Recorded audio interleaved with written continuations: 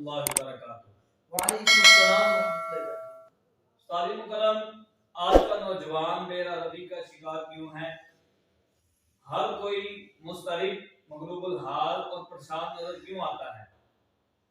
تو کیا کوئی فلاح اور کامیابی کا رستہ ہے جس کو اپنایا جائے؟ اس کے بارے میں ہماری رہنمائی فرما دیں۔ بسم اللہ الرحمن الرحیم۔ بے حد و بے حساب تعریف و توصیف اللہ رب العالمین کی ذات کے لیے کہ جس نے ساری کائنات کو تخلیق فرمایا اور ہر چیز کو کسی نہ کسی مقصد کے تحت پیدا فرمایا۔ صلاۃ و سلام ہو ہماری کریم آقا حضور حضرت محمد مصطفیٰ احمد مجتبیٰ صلی اللہ علیہ وسلم آپ کی ذات پر اور آپ کی جلیل آل اور آپ کے اصحاب پر کہ جن کو اللہ رب العالمین نے سید الاولین والآخرین بنایا۔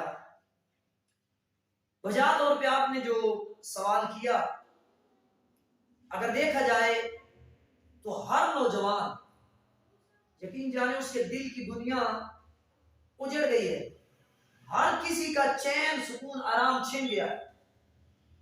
اس کی وجہ یہ ہے کہ یہ فتنوں کے سیلاب کا دور ہے، ہر طرف سے فتنوں کے طوفان یہ انسان کو انسان کے معبود سے دور کر رہے ہیں۔ یاد رکھیں، جب انسان اپنے مالک حقیقی خالق حقیقی سے دور ہوتا چلا جائے گا، اس کا اضطراب بڑھتا چلا جائے گا، وہ بے چین ہوتا چلا جائے گا۔ پارہ نمبر 13 کی ایک آیت کریم میں اللہ رب العالمین نے ارشاد فرمایا سورہ ابراہیم، الا بذکر اللہ تطمئن القلوب، سنو دلوں کا اطمینان یہ اللہ تعالیٰ کے ذکر میں ہے۔ تو اگر کوئی نوجوان اس دور میں بھی یہ دلوں کی بے چینیاں، دلوں کے اضطراب سے چھٹکارا چاہتا ہے، نجات چاہتا ہے، دلوں کا چین، دل کا سکون چاہتا ہے، تو اس حوالہ سے اگر قرآن و حدیث کا بنظر غائب مطالعہ کیا جائے اور سیرت مصطفیٰ صلی اللہ علیہ وسلم کو اگر پڑھا جائے تو 3 پوائنٹ سامنے آتے ہیں۔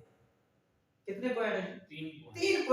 3 پوائنٹس کو اگر ایک نوجوان سامنے رکھے، اس پہ عمل کرے تو اس کا یہ اضطراب ختم ہو سکتا ہے، اس کی یہ بے چینی اور بے سکونی امن میں اور چین میں تبدیل ہو سکتی ہے۔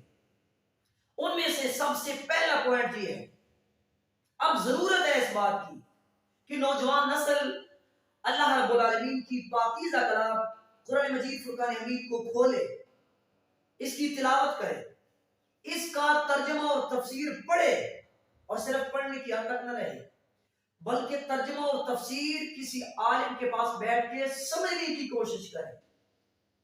قرآن مجید کو صرف پڑھنا ہی کافی نہیں ہے بلکہ قرآن مجید کو سمجھنا بہت ضروری ہے۔ وہ کیوں؟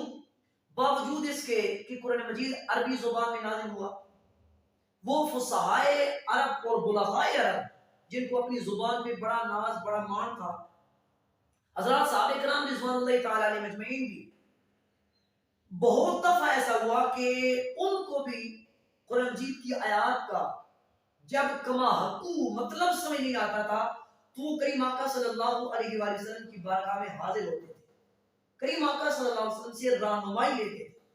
تو جب حضرات اہل بیت یا صحابہ کرام رضوان اللہ تعالی علیہ مجمعین کے لیے ضروری ہے کہ وہ قرآن مجید کو خود آپ سمجھنے کے ساتھ ساتھ رہنمائی بھی لیں، تو ہمارے لیے تو بدرجہ اتم، بدرجہ اولا ضروری ہے کہ قرآن مجید کو خود بھی پڑھیں اور کسی پڑھانے والے سے رہنمائی بھی حاصل کریں۔ جب قرآن مجید کو ہم کثرت سے پڑھنا شروع کر دیں گے تو ہمیں زندگی کے اصول ملیں گے، اس سے قواعد و ضوابط ملیں گے کہ زندگی کس طرح بسر کرنی ہے۔ تو پھر بڑے سے بڑے طوفان و فتنوں کے، طاغوتی طاقتوں، ان کا مقابلہ کرنا پھر انسان کے لیے، ہمارے نوجوان کے لیے مشکل نہیں۔ ہر مسئلے کا حل اسے کس سے مل جائے گا؟ قرآن مجید سے مل جائے گا۔ اور دوسری بات کہ سیرت مصطفیٰ صلی اللہ علیہ وآلہ وسلم کا مطالعہ کیا جائے، کریم آقا صلی اللہ علیہ وسلم کے اقوال، آپ کے افعال کو پڑھا جائے اور پھر اس کو، ان تمام چیزوں کو اپنی زندگی پہ فٹ کیا جائے۔ حضور نبی کریم صلی اللہ علیہ وسلم کی خلوت کیسی تھی؟ اس کے مطابق اپنی خلوت بنائی جائے. حضور نبی کریم صلی اللہ علیہ وسلم کی جلوت کیسی تھی، اس کے مطابق اپنی جلوت بنائی جائے. حضور نبی کریم صلی اللہ علیہ وسلم کے وہ لمحات جو خوشی میں ہوتے تھے، وہ لمحات جو حضور نبی کریم صلی اللہ علیہ وسلم کے پریشانی میں ہوتے تھے، وہ کیسے بسر ہوتے تھے. جب اللہ تعالیٰ کی طرف سے کوئی انعام آتا تو اس وقت حضور نبی صلی اللہ علیہ وسلم کی کیا حالت ہوتی تھی. جب کوئی آزمائش آتی تو وہ لمحات حضور نبی کریم صلی اللہ علیہ وسلم کے کیسے بیتتے تھے. ان تمام چیزوں کو نوجوان جب سامنے رکھے گا تو اس کی مشکلات حل ہوتی چلی جائیں گی. اس کا یہ اضطراب سکون میں بدلتا چلا جائے گا. اور یہ آپ دیکھیں، آپ بے شک انالیسس کر سکتے ہیں، آپ تجزیہ کر سکتے ہیں. آپ ایک لسٹ بنائیں، آپ نکلیں، آپ وزٹ کریں جامعات کا، مدارس کا، سکولوں کا، جو یونیورسٹیوں کا. ہماری طلباء، آپ ان سے پوچھیں کہ آپ میں سے کتنے احباب ہیں جو قرآن مجید کھولنے والے ہیں، جو قرآن مجید کو ترجمے اور تفسیر کے ساتھ پڑھنے والے ہیں، جو اپنی زندگی میں اس قرآن مجید سے رہنمائی حاصل کرنے والے ہیں. آپ ان سے پوچھیں، خال کوئی آپ کو نوجوان ایسا دے گا. تو بہت کم نوجوان نسل ہے جو اس طرف آ رہی ہے، اور بہت کم نوجوان ایسے ہیں جو حضور نبی کریم صلی اللہ علیہ وسلم کی سیرت کا مطالعہ کرتے ہیں. تو یہ دو کامل چیزیں، قرآن پاک اور حدیث پاک، یہ کامل رہنمائی کرنے والی ہیں. اس تمام اصول، تمام قواعد و ضوابط مل گئے. جب ان دونوں سے صرف نظر ہوگی، جب ان دونوں سے اعراض ہوگا تو پھر بے چینیت ہوں گی، پھر بے سکونیت ہوں گی. یہ دو پوائنٹ. اور تیسرا پوائنٹ ہے جو آخرت ہے نا، آخرت، اس پہ پورا اعتماد، پورا یقین ہو. تصور موت پہ یقین ہو، عالم برزخ کے احوال پہ یقین ہو کہ ایک نہ ایک دن وہ آئے گا جب مجھے بھی لحد میں، مجھے بھی قبر میں اتارا جائے گا. اور یوم محشر، حساب و کتاب پر پورا بندے کا ایمان اور یقین ہو. یہ چیز کیا دے گی؟ جو آخرت کا کنسپٹ، آخرت کا تصور ہے، یہ ہمارے نوجوان کو ہر ظلم سے روک دے گا. ہر طرح کے گالی گلوچ، فتنہ و فساد، جھوٹ، غیبت، ان تمام تر چیزوں کو، اور ہر سطح کے حقوق کی پیمائی، خواہ وہ حقوق اللہ ہو یا حقوق العباد، ہر سطح کے حقوق کی پامالی جو کرتا ہے، ظلم اور زیادتی کرتا ہے، اس سے وہ رک جائے. ان تمام تر چیزوں سے جب وہ رک جائے گا اور اسے پتا ہوگا کہ میں نے ہر ظلم کرنا ہے، ہر زیادتی کرنا ہے، مجھ سے حساب ہوگا، تو اس حساب کا جو تصور ہے وہ اس کو اس ظلم سے روکے گا. جب انسان ظلم نہیں کرتا، زیادتی نہیں کرتا، اور ایک دوسرے کی حق تلفی نہیں کرتا، ان تم چیزوں سے رک جاتا ہے، تو پھر اس کو اللہ رب العالمین اطمینان قلب عطا فرما دیتا ہے. ان چیزوں کا تصور اسے اللہ اور اس کے رسول کا قرب دے گا، اور یہ قرب ہی ہے جو ان کے دلوں کو آباد کرے گا، دلوں میں اطمینان پیدا فرما دے گا. اچھا ساری محترم، یہ تمام اسباب تو مسلمان کے لیے ہیں. جو غیر مسلم کے ہیں، جن کو اللہ پر، ان کے رسولوں پر، روز قیامت پر اور آخرت پر یقین نہیں ہے، کیا ان کے لیے راہ نجات کا کوئی ذریعہ ہے؟ بڑا خوبصورت آپ نے سوال کیا کہ یہ تمام چیزیں جو میں نے عرض کی ہیں بندے مسلم کے لیے، مسلمان کے لیے. جو غیر مسلم ہے، جو اللہ اور اس کے رسول پر، اس کی کتابوں پر، یوم آخرت پر ایمان ہی نہیں رکھتا، اس کے لیے راہ نجات کیا ہے؟ وہ اگر چین چاہتا ہے، وہ اگر سکون چاہتا ہے دل کا، اس کے لیے کیا ہے؟ یاد رکھیں، اللہ رب العالمین نے دو دنیا بنائی. کتنی دنیا ہے؟ دو. ایک انسان کے من کی دنیا ہے، ایک انسان کے تن کی دنیا ہے. انسان دو طرح کی دنیا، من کی دنیا میں غور و فکر کرے یا ظاہری دنیا پر غور و فکر کرے.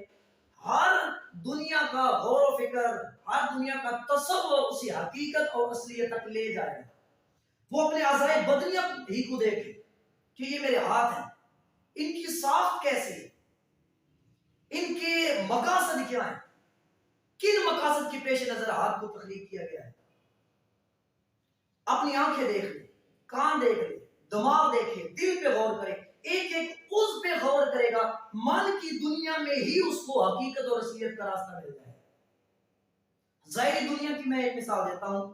بندہ چلا جائے وسیع و عریض صحرا میں چلا جائے، بندہ وادیوں میں پہاڑوں میں چلا جائے، وہاں اکیلا کھڑا ہو اور ہر چیز کا معائنہ کرتے ہوئے دیکھتے ہوئے یہ تصور کرے کہ ایک چھوٹی سی چھوٹی چیز بھی بننے میں اپنے بنانے والے کی محتاج ہوا کرتی ہے. وہ بنانے والا اس چھوٹی سی چھوٹی چیز کو بھی بنانے سے پہلے ایک پورا پلان بناتا ہے، ایک پورا تصور. اس پلان، اس تصور کے پیش نظر سے وہ کام کرتا ہے، تب جا کے وہ چیز بنتی ہے. تو اب ایک چھوٹی سی چھوٹی چیز بھی بننے میں اپنے بنانے والے کی محتاج ہے. تو اتنی بڑی کائنات وہ دیکھے، یہ پہاڑ میری آنکھوں کے سامنے، یہ صحرا میری آنکھوں کے سامنے، یہ اتنا وسیع و عریض کائنات اللہ رب العالمین کی، آسمان، چاند، سورج، ستارے. جب چھوٹی سی چھوٹی چیز وہ بغیر کسی کے بنانے کے نہیں بن سکتی، تو اتنی بڑی کائنات کیسے بن سکتی ہے؟ یہ جب تصور غیر مسلم بھی کرے گا، یہ اس میں سوچ و بچار کرے گا، تو حقیقت تک پہنچ جائے گا. پھر اس کو پتا چلے گا کہ کوئی کائنات کو بنانے والا ہے. پھر اس کو اللہ رب العالمین کا جب قرب ملے گا، تو اس کا بھی دل میں جو جتنا اضطراب ہے، بے چینی ہے، اس کی ختم ہوتی چلے گی. بہت شکریہ استاد محترم. السلام علیکم ورحمۃ اللہ.